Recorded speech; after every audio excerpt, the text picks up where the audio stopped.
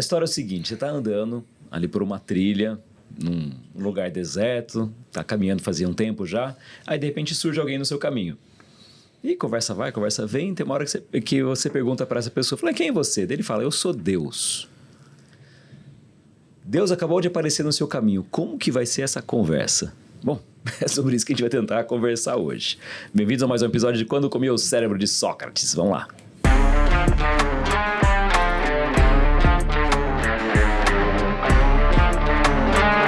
E aí, tudo bom?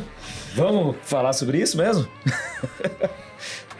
Tô pensando aqui um negócio. Fazia muito tempo que não gravávamos só nós três, né? Talvez o pessoal que nos acompanhe vai até achar, não tinha convidado? Tinha! Mas aconteceu uma coisa, um imprevisto. Deus precisou desse cara em outro lugar. Não, ele não morreu, né? Mas Deus precisou dele em outro lugar. E aí nós tivemos que gravar só nós três. Quem a gente convidou? Deus. Cara, pensei exatamente isso. Então tá, convidamos Deus, certo? O que nós vamos conversar com ele? A gente não vai colocar uma IA aqui, não, de Deus, né? Pra conversar com a gente. Não precisa, cara. A gente já fala tanto de Deus, já sente... Adorei a tua provocação, quero deixar registrado que a ideia foi do Júlio. Quem é o convidado desse episódio? Deus. Mas a gente, tomando café da manhã hoje, a gente levantou essa questão, né, cara? Como que seria essa conversa? Tá diante de Deus, o que ele perguntaria para você? O que você responderia? O que você perguntaria? O que você gostaria de escutar? O que você tem medo que ele fale, né? Tem medo que ele pergunte? Então... Até uma outra questão que a gente pode discutir aqui foi que pergunta você gostaria que ele fizesse para você? Se ele fizesse que determinada pergunta, você diria, putz, que legal que ele me perguntou isso. Só que eu tava afim mesmo de responder. Mas do que eu tenho medo? Não, pelo amor de Deus, tomara que ele não me pergunte isso. Mas gostei da imagem, assim, tô caminhando, de repente aparece alguém, como é que é? Aparece alguém, eu começo ali a saudar, e aí, tudo bem, beleza? Ah, quem é você, Deus? Eita! O que aconteceria dali pra frente? Como que seria essa conversa com Deus? Eu lembrei, cara, da história que tem na Bíblia de Moisés, né? Lembra essa história que ele tá andando, aí de repente tem um mato pegando fogo lá, ele chega... Quem é você? Sou Deus. Né? Imagina, cara, essa história. Não sei como que exatamente foi isso, mas o fato é que hoje, pelo menos hoje, a gente não tem essa oportunidade, né, de Deus falando com a gente. Pelo menos eu nunca vi ninguém tendo uma conversa assim tão direta, mas vamos especular isso. Como que se tivesse essa conversa, como que ela seria? Né? Quer começar? Pois é. É um assunto... Oi, Deus, pois não. É um assunto que a gente não fala isso no dia a dia, né? Cada um do seu jeito, e se entrar no dogma da religião, enfim, o que é melhor, o que não é, e coisa e tal. Mas cada um tem seu jeito. Deixa eu fazer uma pergunta direta. Você acha que Deus fala com você, Pailô? Então, eu acho que, primeiro, a gente fala mais com Deus do que Deus com a gente. Essa é, pelo menos, a minha percepção aqui. Eu, como todo mundo deve achar, cada um tem seu jeito de se conectar a Deus, né? Mas eu acredito que, do meu ponto de vista, cada um tem um acesso direto a Ele e Ele serve como uma referência, talvez para a gente ter força, orientação, confirmações até do que a gente vem vivendo nesse mundo terreno. A gente vem pra cá e dá às vezes uma sensação de que a trilha que eu escolhi fazer, o que eu tô fazendo desde que eu nasci, e por muitas vezes eu recebi influências, né? De família, de vizinho, de parentes, e assim vai, na escola, depois no trabalho, depois na vida familiar que você escolhe formar e coisa e tal. Tem uma questão de influência, mas acho que o ponto não é esse. O ponto é, nessa trilha que você nasceu sozinho e no final do dia que eu digo quando termina a sua jornada, você morre sozinho, você se vê perguntando, pelo menos eu me faço essa pergunta, o que eu estou fazendo, né? A história do propósito que a gente fica aqui tentando encontrar formas de tangibilizar tudo isso. Mas o ponto é, às vezes a gente usa a referência de Deus entidade, Deus no formato de barbudo, não barbudo, de não existe, de estar dentro de nós, etéreo, não é, e coisa e tal, mas você usa essa força como um guia, né? Então eu entendo que a gente mais fala com ele do que ele conosco. E talvez as respostas que a gente receba não são vozes, pelo menos para mim eu nunca ouvi uma voz vinda dele, mas tem sinais.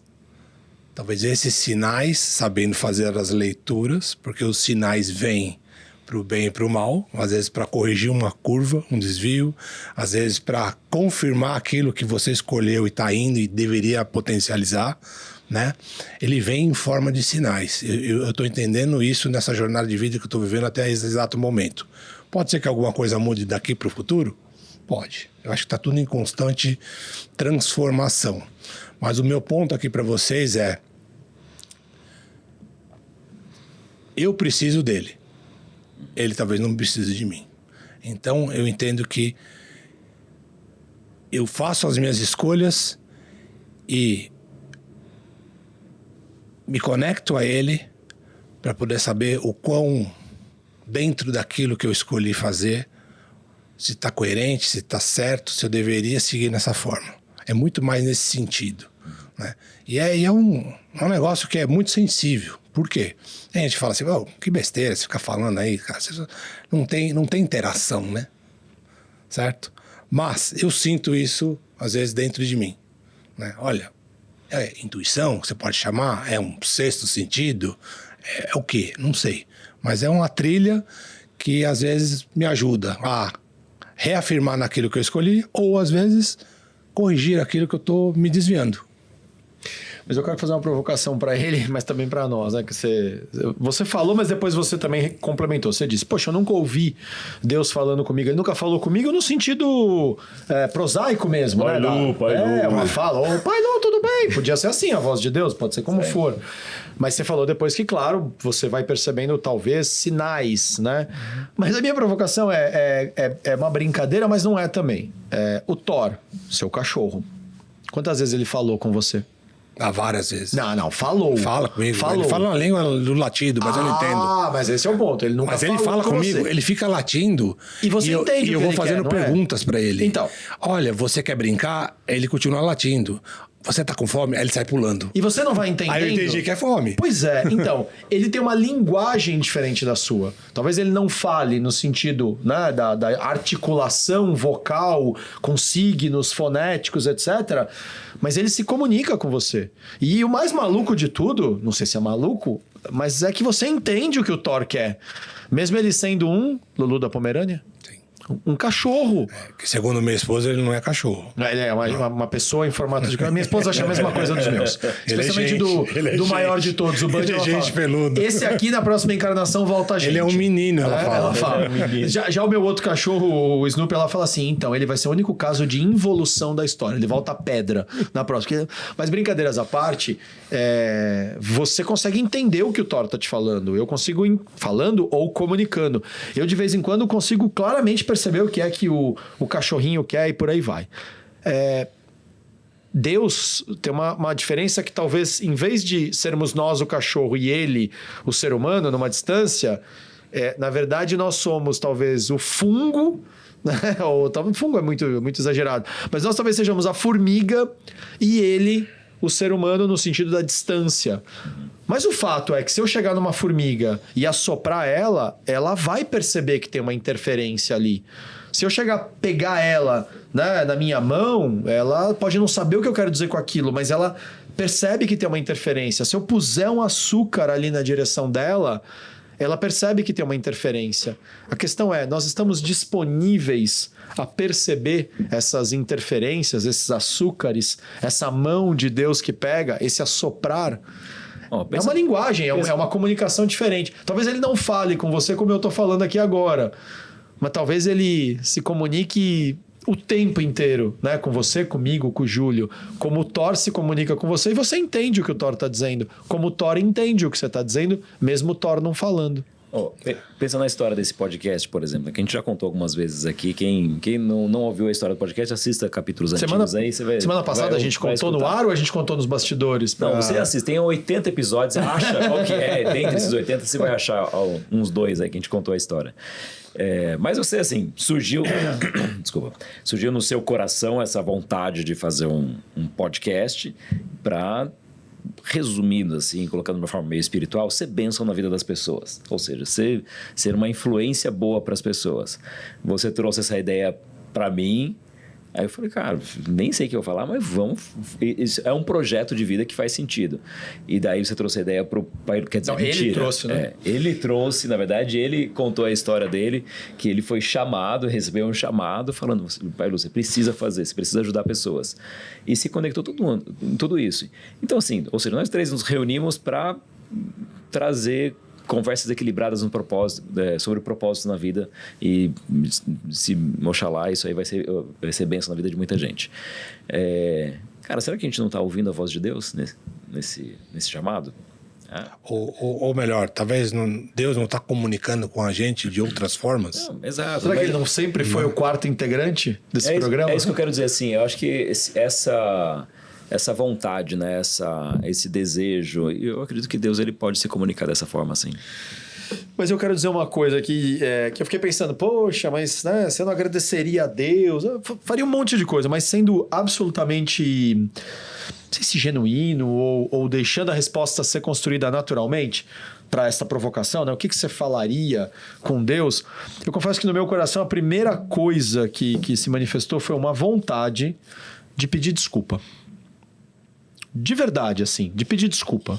De dizer, me desculpa, me perdoa, eu não estou dizendo que eu estou desistindo, eu não estou dizendo que eu fiz tudo errado, mas eu preciso te dizer, eu sei de algumas bobagens que eu fiz, e não é assim só um erro crasso, você roubou alguém. Cara, é muito mais simples do que isso. Eu sei de algumas vezes que eu esqueci de ser generoso com alguém, que eu optei por ir para o conflito do que ir para a paz. Eu optei por me calar quando eu deveria falar. Eu sucumbi à vergonha, eu sucumbi à preocupaçãozinha. O que vão pensar de mim se eu falar de Deus aqui nesse ambiente? Mas mesmo se eu falasse de outra coisa, se eu falasse que eu estava com medo, eu sucumbi várias vezes a não fazer o certo quando eu sabia qual era o certo. Então veio assim, de verdade, uma vontade. Mas você não tem muito a agradecer? Porra, tenho muito mais a agradecer do que a pedir desculpa. Mas acho que eu já agradeci a ele muitas vezes. Eu não sei se eu pedi desculpa genuinamente. E eu tenho certeza que ele me desculparia. Aliás, muito pelo contrário. Eu tenho certeza que um ser tão evoluído, né? Eu perdoo a formiga por ela ter comido o cantinho da folhinha da grama do meu jardim. Tá tudo bem, não tem a menor importância, tá ótimo, coma todo esse cantinho da folha que você precisar. Eu tenho certeza que Deus, numa simplista aqui diferença, também olha para mim e diz assim, eu sei a bobagem que você fez e sei também que faz parte da tua jornada, mas eu acho que de alguma forma, não é nem que ele espera, eu acho que eu sei que eu tenho que pedir desculpa. Não é porque eu acho que se eu não pedir ele não vai me perdoar. É difícil explicar, às vezes até com palavras. Eu acho que ele já me perdoou. Então por que você vai pedir desculpa para ele? Porque é importante, porque eu preciso. Porque é o exercício da minha humildade de dizer, eu preciso te pedir desculpa. E eu tenho certeza que ele vai dizer para mim, tá desculpado. Não vai, não precisa pedir. Não, ele vai... Ele já entendeu que eu preciso pedir desculpa e ele vai dizer para mim, tá perdoado. Mas você já sabe disso então, mas eu ainda não pedi desculpa. E talvez como você convidou Deus para participar, né, desse quarto episódio aqui, ainda que não sei, na hora que eu falei pro Pai Lu que eu acho que ele tá com a gente desde do primeiro episódio, talvez eu tenha esperado 80 e tantos episódios e 48 anos da minha vida para conseguir verbalizar isso. Olha, me desculpa, eu queria de verdade te pedir desculpa pelas vezes em que eu, sabendo qual era o caminho certo, eu não fui. Depois eu tenho um monte de coisa para agradecer, depois eu tenho um monte de dicas para pedir. Mas já que é para falar, a primeira vontade que me veio foi pedir desculpa. Tá, posso provocar mais aqui, então? Em cima da sua fala, tá? Eu acho que você não tem que pedir desculpa. Vou te explicar por quê. Atenção, hein? Vai que Deus está falando pela boca dele, né? Você tem que sentir isso no seu coração. É diferente. Se você sente que você errou e você pede desculpas dentro do seu coração, eu acho que isso está mais do que dito e perdoado. É sentir e não falar da boca para fora.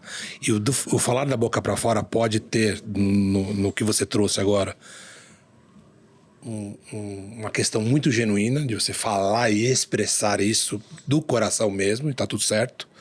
Mas mais do que isso, se foi dito pelo coração ou dito só pela boca, é você sentir lá dentro.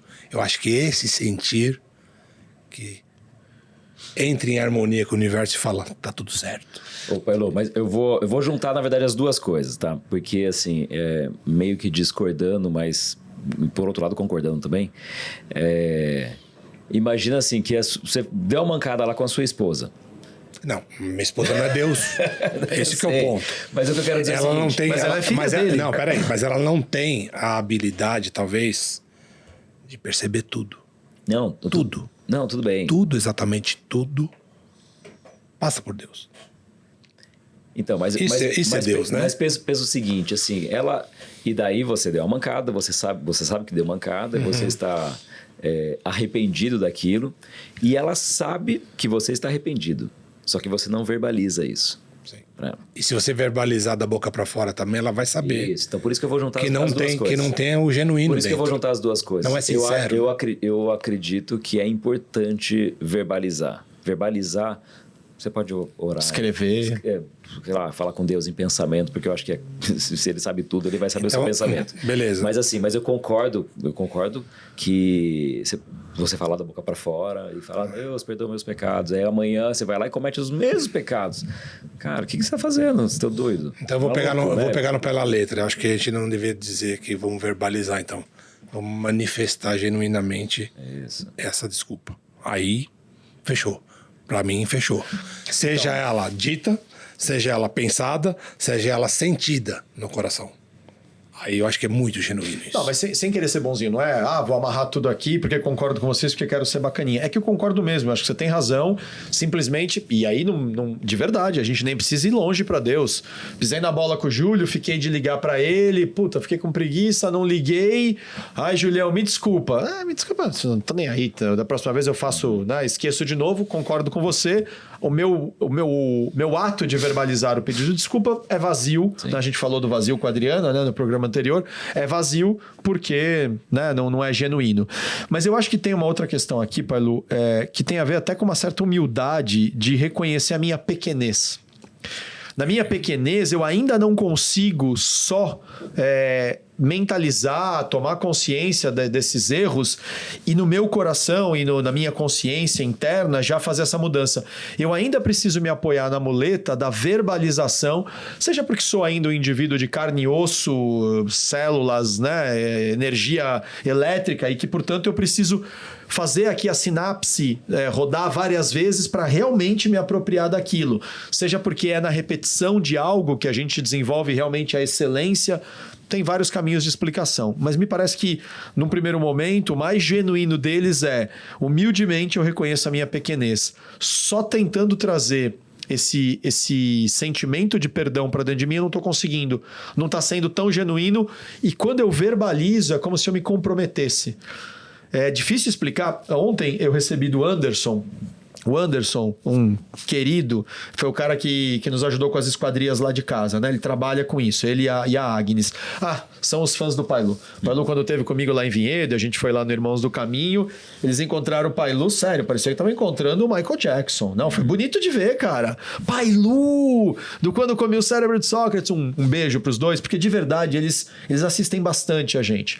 Mas eu tô falando aqui do Anderson porque ontem ele me mandou um vídeo que era um cara que eu até já tinha visto ele falar algumas coisas, não vou lembrar o nome dele, peço desculpa, um senhor barbudo, careca, ele é professor em alguma universidade, pesquisador e tal, mas ele falou uma coisa tão simples e tão verdadeira, ele falou, como é que você explica o sabor da laranja para alguém? Não, a laranja é ácida, é um sabor parecido com o limão, mas não é tanto como o limão. Qual é a melhor forma de explicar o sabor da laranja para alguém? Experimenta a laranja. Então, talvez aqui a minha humildade, a minha pequenez, venha um pouco nessa linha do vídeo que o Anderson me mandou, que é, eu preciso experimentar o ato de dizer, me perdoa. Pô, mas você tem que trazer para dentro de você. Sim, eu sei que ao falar, eu tenho que falar uma verdade, tem que ser genuíno para ter realmente uma conexão. Mas eu ainda reconheço a minha pequenez de precisar verbalizar. Então, quando vocês falaram de Deus aqui, eu não sei, eu não consigo traduzir para vocês o sabor da minha laranja, porque óbvio fui eu que bebi. Mas quando a gente começou a falar que eu brinquei e falei, pô, então temos sim um quarto integrante, né? Iria vir uma pessoa aqui, ela teve um problema, e as pessoas têm problema e nós tivemos que nos adaptar. Né? Certo? E aí o Júlio, de certa forma, fez essa provocação. Vamos falar com Deus? Não, peraí, não, vamos convidar Deus. Na hora que eu mentalizei Deus aqui, como é que você mentalizou? Não tem imagem nenhuma, eu só mentalizei. Veio essa vontade de pedir desculpa. E aí, talvez, Pai Lu, eu percebi que eu preciso falar. Porque na minha pequenez, ao falar, eu começo a transformar isso numa verdade dentro de mim. No processo psicoterapêutico, e claro que eu posso estar super influenciado pela minha própria profissão. A minha profissão envolve escutar as pessoas falarem e devolver para elas, através de uma fala, algum tipo de contraponto, de concordância, de discordância, de uma visão diferente. Talvez eu esteja influenciado por isso. Mas na hora em que eu me vi falando aqui para vocês, e vocês estão de testemunha, temos ainda o nosso super produtor aqui de fundo de testemunha, aquilo começou a construir uma verdade. Pô, eu vou mentir para quem? Para eles? Não, eu não tenho por que mentir para eles. Eles nem me obrigaram a falar isso. Eu tô falando porque eu tô precisando falar. Me desculpa. Então foi muito bom o Júlio ter perguntado, ter trazido essa brincadeira. Por que você diria para Deus? Cara, milhares de coisas, mas curiosamente a primeira coisa que eu tô com vontade de dizer é me perdoa. E não é nem me perdoa naquele... Ai, não, é... Pô, me desculpa, cara, me desculpa. Talvez agora, aos quase 50 anos, estou tomando consciência de quanta bobagem, quanto tempo eu perdi tentando agradar os outros, que não era por generosidade ao outro. Eu queria agradar o outro para o outro me dar um sinal de aprovação. Pô, me desculpa. Me desculpa. Me desculpa também pelas vezes em que o outro me pediu para estender a mão e eu não estendi. O outro me pediu, né? Como é que diz o ditado? Quem daria um filho que estende a mão, um escorpião? Não é essa a imagem? Né? Uma cobra. Uhum. Puta, quantas vezes eu não dei uma cobra, mas dei um tapa na mão de alguém que... Me desculpa. Pô, mas você já construiu isso dentro de você? Começou genuinamente essa construção quando eu verbalizei um pedido de desculpa. Doido, né? Mas importante para mim. Doido, e eu tenho um outro olhar em cima disso. Hein? Você acredita? Só que virou um confessionário? Que é assim, a desculpa talvez não seja para Deus. A desculpa deva ser para você mesmo. Também. É você com você. Você pode materializar ou imaginar ou manifestar numa imagem ou no que você quiser que se chama Deus. Mas essa palavra que você ecoa, ela na verdade é para você mesmo, sobre os seus comportamentos, sobre essa jornada toda que você passou de vida e que você chegou à conclusão, por uma questão de maturidade, por uma questão de vivência, por uma questão de mudanças de valores, crise, o que você quiser chamar. Mas a gente está em constante transformação. Seja positivo ou não, está em transformação. Isso é bom. Isso quer dizer que não está parado. Mas eu entendo, né, na minha pequenez, vou colocar assim também, que a desculpa que você tem que pedir talvez seja para você mesmo. Tem tudo a ver com o que você está falando. Gospel Man? Não, rapidinho. Só fazer uma pergunta. A Gospel Man foi boa, né? Homem Evangelho. Não, é sério. E, não sei se você vai lembrar, é só para facilitar. Você lembra em que momento, em qual dos evangelhos que tem uma fala de Jesus onde ele diz, vós sois deuses?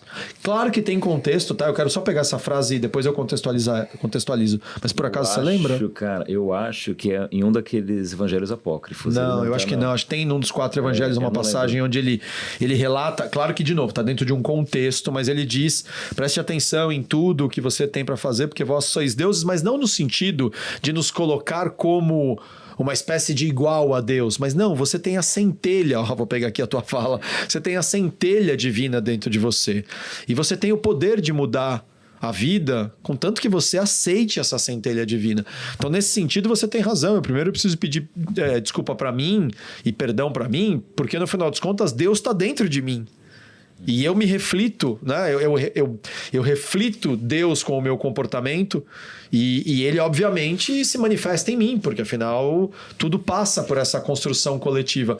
Mas você tem razão. Sem dúvida tem um primeiro perdoar-se, até porque existe essa centelha divina dentro de mim. Perfeito. Desculpa ter te interrompido. Não, mas eu quero validar isso que você está falando sobre se você pedir perdão para Deus, porque... eu acho que é um processo de arrependimento, de reconhecimento do seu próprio orgulho. Porque assim, cara, o que afasta, o que eu acredito que afasta a gente de Deus é justamente a gente achar que a gente é autossuficiente. A gente achar que nós somos o centro do universo. Nós somos... Lembra aquela história lá na criação, Adão e Eva, que lá não come a árvore e tudo mais. Aí a serpente vai lá e fala, não, na verdade, se você comer esse fruto aqui, você vai ser parecido com Deus, né?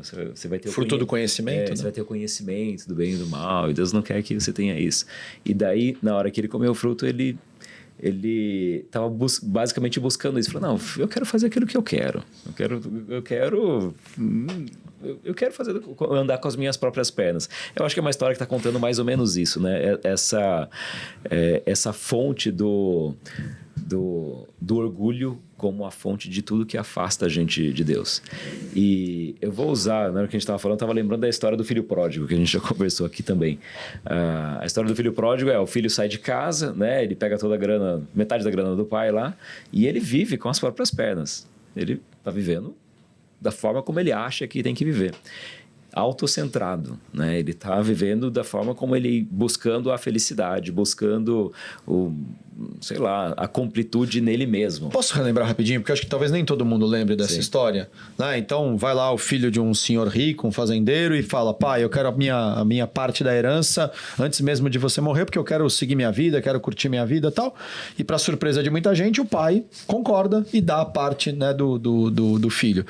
Depois de uma semana ele pega esse dinheiro, sai, vai para um país estrangeiro, curte a vida doidado, festas, baladas, comelança, etc. Tal, até que o dinheiro vai acabando, vem uma grave crise, né, e seca, né, acho que é o que se fala no texto, nesse país onde ele está, e ele começa a ter dificuldade de se manter, até que ele é obrigado a trabalhar para outras pessoas para poder comer alguma coisa, até que chega o fatídico momento onde ele se vê cuidando dos porcos de uma outra família e comendo pior do que os próprios porcos. E aí ele lembra que na casa do pai dele, os empregados comiam melhor do que ele está comendo. Então ele decide engolir todo o orgulho, voltar, me ajuda se eu estiver esquecendo de alguma coisa, voltar para a casa do pai e pedir desculpa e falar, pai, eu quero apenas um emprego. Me coloque como empregado na sua fazenda, porque comer o que os seus empregados comem já é muito melhor do que essa, né, porcaria de comida que eu estou comendo, que é pior que a comida dos porcos que eu alimento.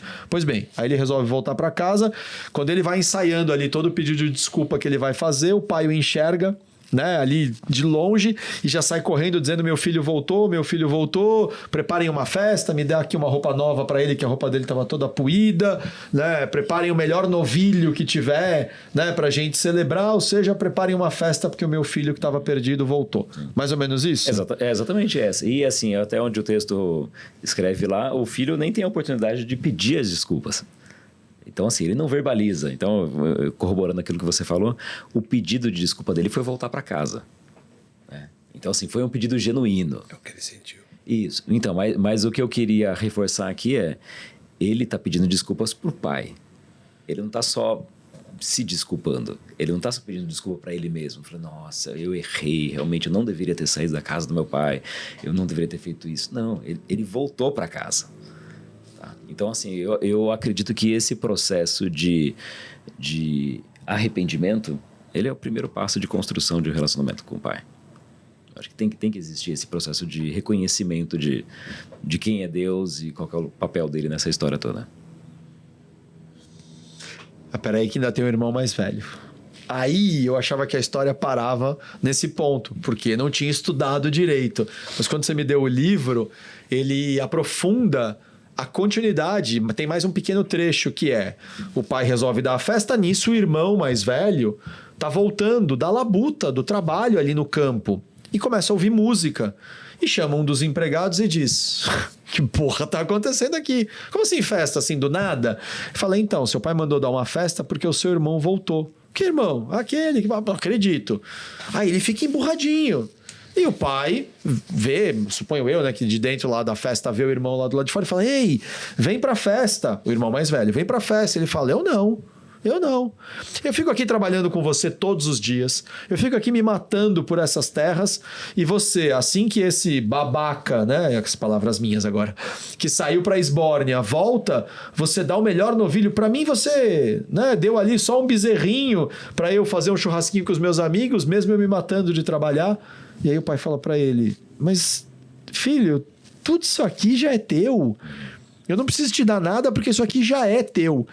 E aí é interessante porque a história acaba e a gente não sabe qual é a decisão do irmão mais velho. A gente não sabe se esse irmão mais velho saiu dessa posição orgulhosa e resolveu entrar na festa, até porque tem no livro, ele chama atenção, ele diz para o pai, né, nessa história contada por Jesus, o seu filho, né, voltou e você fez... Ele nunca se atreve, ou pelo menos ali naquela... Meu irmão, né? Ele não fala meu irmão. Ele fala seu filho. Ou seja, eu tô fora dessa história. Eu não me sinto parte disso. Por quê? Porque o orgulho me isola. O orgulho me coloca como se eu fosse alguém especial. Seja especial por ser melhor, seja especial por ser o mais ferrado. Sim. Mas eu sou especial. E aí eu acho que tem uma coisa interessante. No livro ele fala isso, em outros lugares a gente também já ouviu isso, que é... Você acha que falou isso em alguns episódios atrás, numa breve citação sobre essa parábola, que é... Nós também, às vezes, somos esse irmão mais velho, né? Então, talvez eu também quisesse pedir desculpa para Deus por ter sido esse irmão mais velho babaca, que quando ele me chamou para vir celebrar a volta do meu irmão, eu fiquei com ciúminho do meu irmão. Não, porque o Pai Lu promoveu não sei quem, eu falo isso porque eu trabalhei com o Pai Lu, né? O Pai Lu promoveu não sei quem, mas não promoveu a mim. O Pai Lu chamou não sei quem para ir naquela reunião, mas não me chamou. E por que eu não fiquei feliz por aquela pessoa? Porque eu ainda estava preso nesta infantil atitude de permitir que o orgulho se manifeste. Mas agora eu percebi. Já mudei completamente? Não, agora eu estou no pior momento de todos, que a gente fala que é no meio do processo de evolução. Eu nem sou mais ignorante, causo mal ao outro, mas nem percebo, mas também ainda não evolui completamente a ponto de genuinamente vibrar com a volta do meu irmão. Sim. Eu estou no momento da crise. Eu sei que está errado não entrar na festa, mas às vezes eu ainda fico de birrinha e não quero entrar na festa. Eu sei que está errado não ter sido o primeiro a correr para abraçar o meu irmão, mas às vezes eu ando mais devagar, né, em vez de ir lá correndo. É o momento da crise. E talvez por esta crise, Pai Lu, é que eu queria pedir desculpa, que no fundo talvez seja uma forma disfarçada de pedir ajuda também. Viu? Me desculpa, dá para dar uma força aí? Porque agora eu sei que eu não consigo andar sozinho. Eu sei que sozinho eu não vou fazer essa travessia. Mas eu agora quero fazê-la. Eu antes achava que eu estava do lado de lá da margem do rio. E eu ainda estava parado aqui desse lado e tonto eu, que achava que essa margem era a margem mais legal. Eu fui para o meio do rio. E agora dá o mesmo trabalho voltar para trás ou ir para frente. Mas agora eu sei que eu não vou conseguir chegar até o outro lado sem ajuda, sem esclarecimento. Então eu não sei se vocês pensaram que pergunta vocês fariam para Deus, mas eu não tinha nenhuma e fiquei pensando aqui, de repente agora surgiu, eu vou conectar com aquilo que eu falei para vocês no começo dos bastidores. Eu gostaria de perguntar um monte de coisa que eu já sei a resposta, tá? Porque a maioria das perguntas que eu formulei, Pai Lu, Júlio, eu pensei, deixa de ser idiota, você já sabe a resposta. Ai Deus, como é que eu faço para ser um ser humano melhor? Deixa de ser idiota, você já sabe a resposta. Como é que eu faço para ser um marido melhor? Você já sabe, como ser um irmão, um parceiro de podcast, você sabe. Só aplica. Mas tem uma que talvez eu desconfie, mas eu realmente gostaria de perguntar para ele. Por favor, você pode me orientar? Que eu gostaria de chegar nesse estágio que a Madre Teresa de Calcutá chegou. E eu gostaria de chegar rápido. Por quê? Porque você tem pressa? Não, porque esse estágio é muito bom. Que é mais ou menos assim. Conta-se que alguém perguntou à Madre Teresa de Calcutá: o que a senhora diz para Deus em suas orações?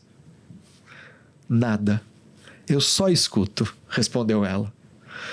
E o que Deus diz para a senhora em suas orações, então, enquanto você está lá escutando ele? Nada.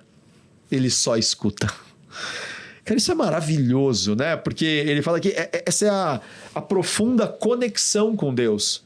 Que não é eu não falo nada, eu não preciso mais dizer. Aí você vê que vai amarrar lá no que o Paulo falou. Poxa, não precisa dizer o pedido de desculpa, sente no seu coração. Sim, no momento em que eu conseguir sentir no meu coração aquilo que Deus tem para me dizer, sem precisar ficar pensando muito ou perguntar ou relembrar o que eu já sei, e eu também poder falar para ele as coisas e me conectar com as coisas sem que eu precise realmente ficar elaborando muito. O que eu faço? Né? O que eu digo para Deus quando eu oro? Nada, eu só escuto. O que ele fala para mim? Nada, ele só me escuta. Brutal, né? Muito bom. E vocês, que perguntariam para esse quarto convidado que está aqui na mesa com a gente? Cara, você fez uma provocação agora, falando, tudo que eu vou perguntar, provavelmente ele vai dar risada e falar, não, você já sabe a resposta, cara. Então, assim, não veio nenhuma pergunta que eu perguntaria para ele. Acho que a gente tem que... Eu acho que eu ficaria só escutando também. A sensação que eu tenho é a seguinte, o que eu poderia dizer para ele, né? Dentro da minha limitação.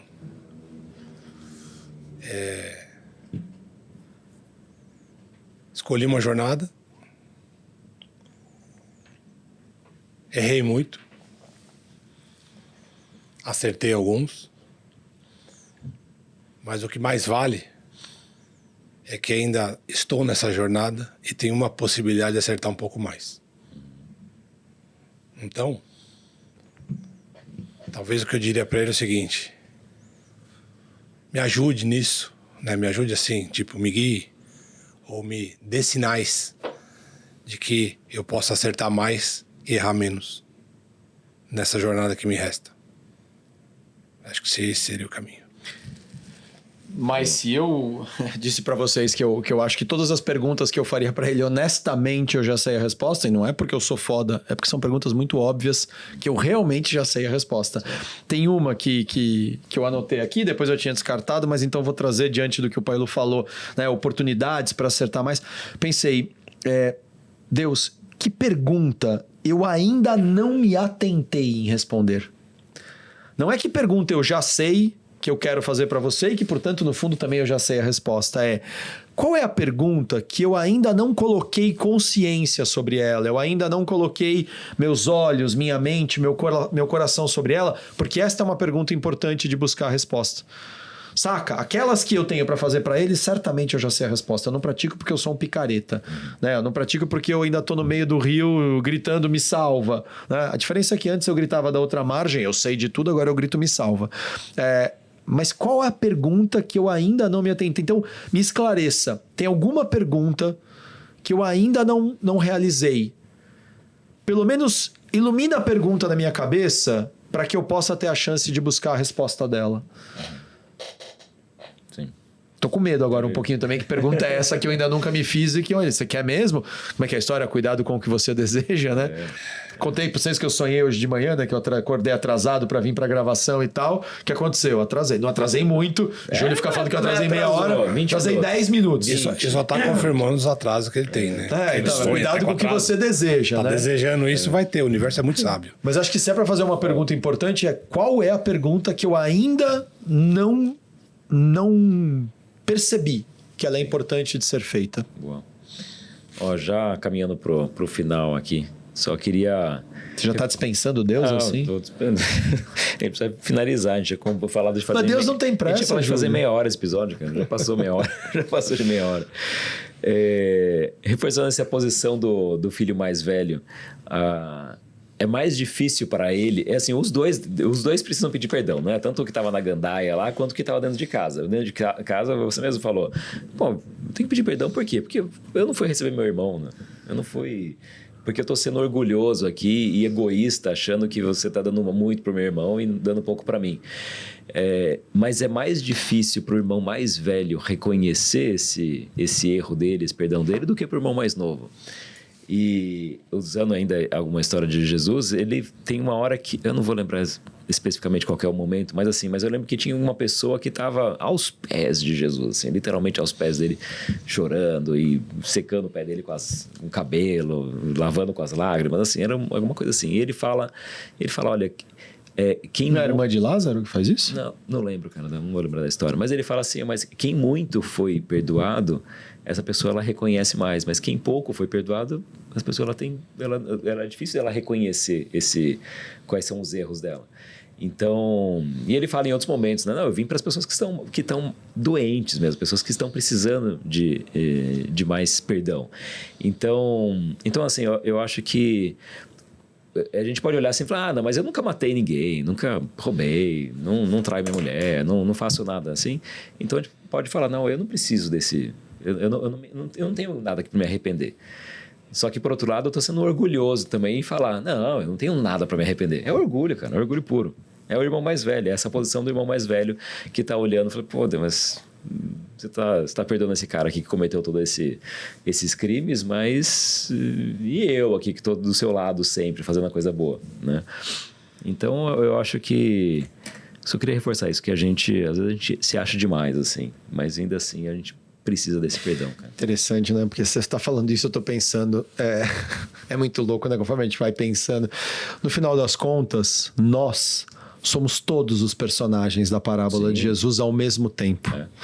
Vou pegar uma que a gente falou... Inclusive o pai. Inclusive o pai não, que tem que acolher, super, que tem que perdoar. O quanto a gente consegue ser como o pai que diz, você precisa ir, tá tudo bem. Você voltou, tá tudo melhor ainda. Você tá com dificuldade de entrar na festa, eu vou conversar com você. Você não tá preparado ainda para entrar? Eu respeito. Você entrou na festa? Que alegria.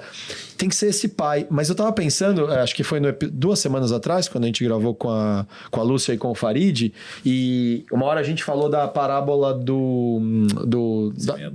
da pecadora. Enfim, coitado, sempre tem que ser uma mulher que tá errando, né? Na maioria das vezes.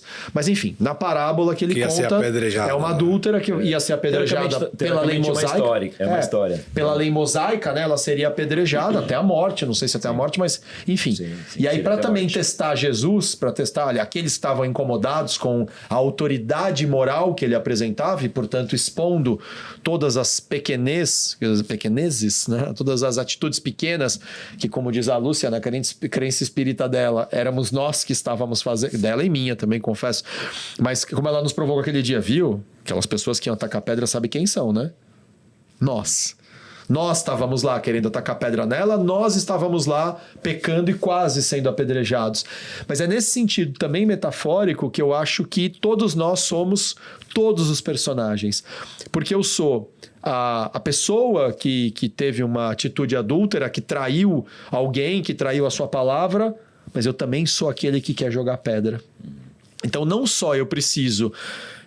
perceber que eu talvez não tenha autoridade moral para julgar ninguém ainda, para tacar pedra. Mas você viu que aquele cara fez, né? Todo Mauricinho foi lá e matou o morador de rua lá. O morador de rua não, acho que era um lixeiro em BH. E ele não sei o quê. E aí começa a julgar. Eu nunca matei ninguém. Porra, ainda bem, né? Mas isso quer dizer então que eu sou santo? Não, fiz um monte de bobagem, quero pedir desculpa por um monte de coisa. Então, eu sou o cara que quer tacar pedra e eu sou o cara que precisa ouvir a pergunta. Vocês querem saber o que tem que fazer? Porque os caras queriam ferrar Jesus porque ele tinha autoridade moral e perguntaram para ele, e aí, devemos tacar pedra nela? É mais uma daquelas pegadinhas, né? Se ele fala sim, os caras vão dizer, grande pregador do amor você, hein? Mas se ele fala não, então quer dizer que você não acredita na lei mosaica, que era a lei, né, judaica válida. Assim como na história da moeda de César também, né? Paga ou não paga impostos? Ele escreveu no chão nessa hora que vazou todo mundo, hein, cara? Então, eu acho que na verdade o que ele escreveu não foi isso, né? Primeiro, ele deve ter posto assim, primeiro, os que não têm pecado. Segundo, os que têm pecado e já se arrependeram. Terceiro, os que têm pecado e querem se arrepender. Fica no final da fila os que não têm, né? Os que... Deve ter sido alguma coisa assim, porque o que fica para a história é atire a primeira pedra aquele que não tiver nenhum pecado. E aí, de repente, vai todo mundo embora.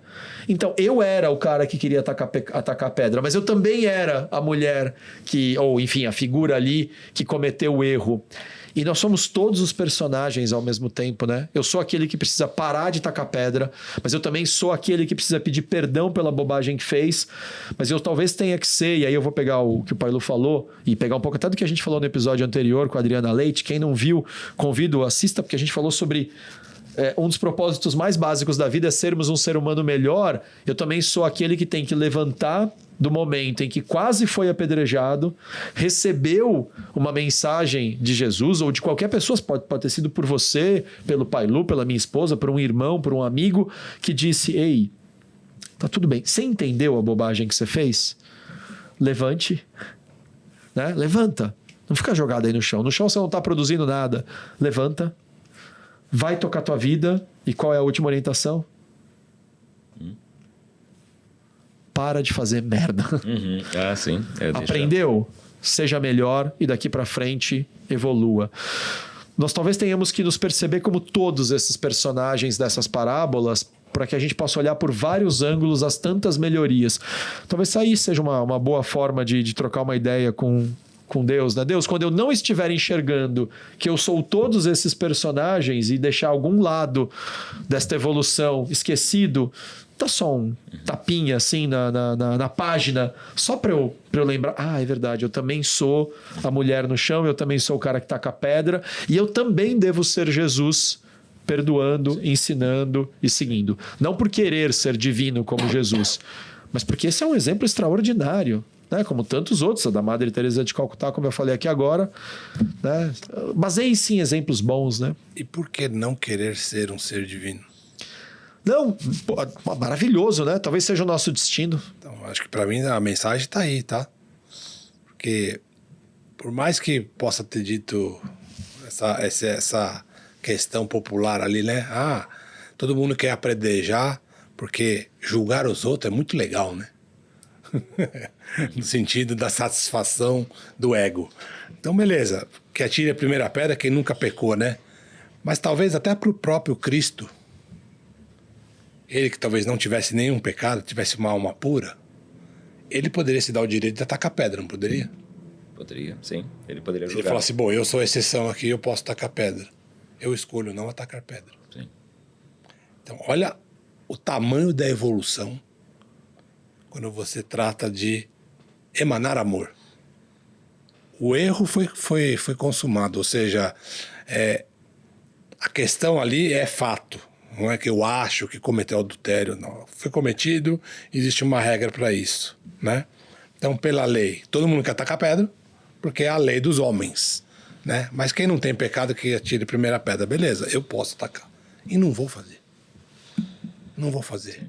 Porque eu estou em outra vibração. O cara não foi crucificado e pediu a Deus para perdoar todo mundo porque eles não sabem o que fazem? Não é assim? Sim. Então, olha onde está a nossa pequenez.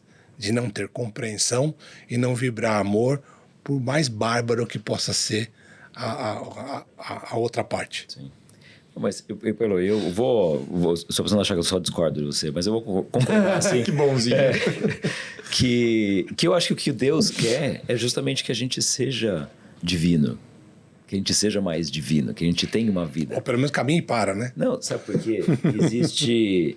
O grego, assim, de certa forma, ele tem até uma riqueza um pouquinho maior do que a língua portuguesa, né? Ele tem algumas palavras que a gente vai traduzindo com formas diferentes. E existem, basicamente, principalmente na Bíblia, no Novo Testamento, ele foi escrito praticamente inteiro em grego. E existem 3 palavras que falam sobre vida ali, né? Que a gente pode trazer vida do grego. Uma delas é bios, né? Que a gente mais conhece, que é da biologia, né? Que é o estudo dos seres vivos, que inclui planta, bactéria, fungo, qualquer coisa que é vida. Tudo que se reproduz. Isso é bios, essa é vida bios.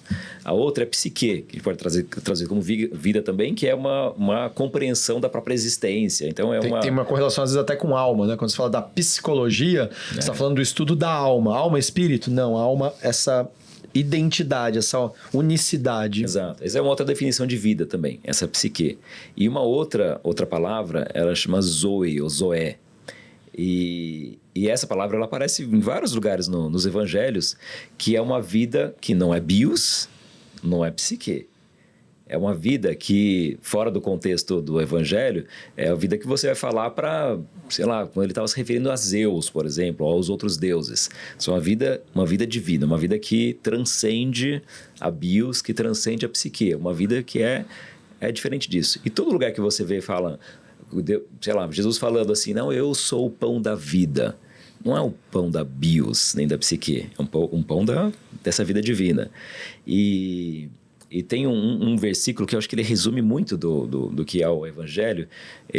Jesus conversando com Nicodemos, que era um mestre da lei ali, e Jesus fala para ele, Nicodemos curioso, ele perguntando, cara, como que funciona isso, né? Como que a gente tem essa salvação?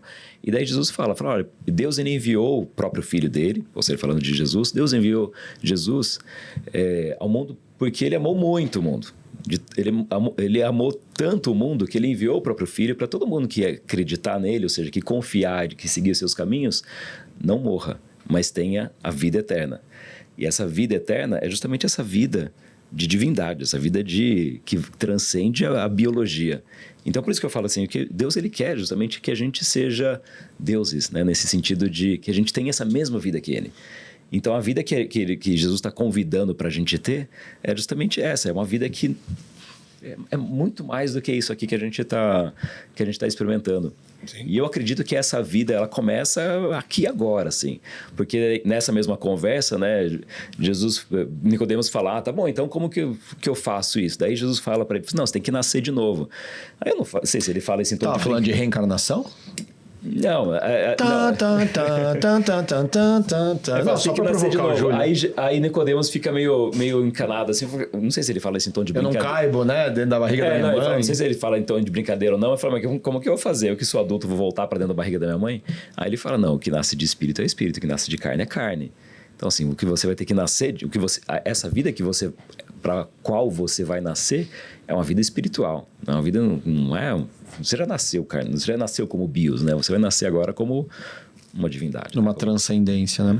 Bom, só para avisar, o Salmo, o trecho, a citação Vós sois Deus está no Salmo 82, né? Num outro contexto, e enfim, falando da responsabilidade dos sacerdotes e tal, e que depois Jesus cita também em João, numa passagem de João, só para ser justo aqui.